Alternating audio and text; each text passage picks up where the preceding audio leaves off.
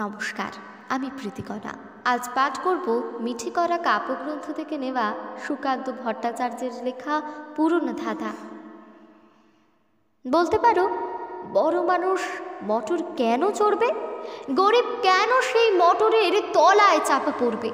বড় মানুষ ভোজের পাতে ফেলে লুচি মিষ্টি, গরিবরা পায় খোলা কুচি।